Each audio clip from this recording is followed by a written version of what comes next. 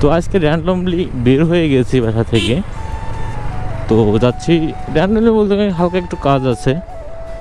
তো বাসা থেকে বের হওয়ার রাস্তা দিয়ে মাঠ দিয়ে আমাদের রাস্তা দিয়ে বের হওয়ার মাঠ দিয়ে যখন মাঠের পাশ দিয়ে যখন যাই তখন দেখেন একটা নদী পার হতে হয় ছোটোখাটো।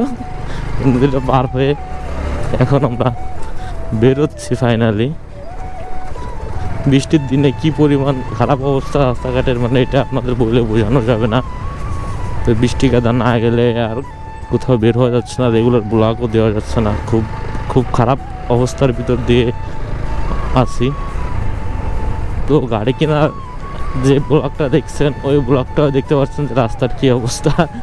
তো এই রাস্তাতে আবারও যাইতেছি, যেহেতু আমাদের প্রতিনিয়ত এইটাই রাস্তা। তো এরকমভাবে প্রতিনিয়ত যাইতে গেলে এরকম ঝাঁকি মেনটেন করতে হয় আমাদের। সামনে তো ভাঙ্গা, এই দেখ কীভাবে যায়।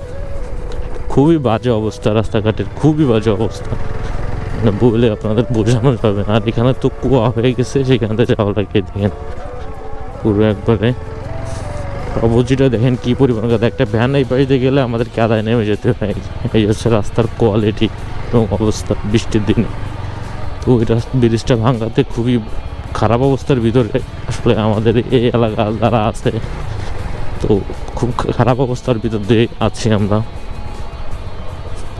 দেখেন ভ্যান গেলে কেন জানি একদম লেগে যেতে হয় ট্রেনের সাথে, আর এরকম অনবরত যাইতে থাকে।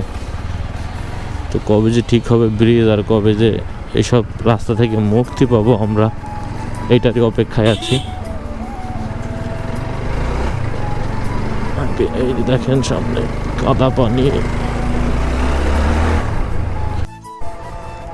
তো চরকুলিয়া টু জয়ডের রাস্তার কথা তো আপনাদের মাঝে কিছু বলবোই না।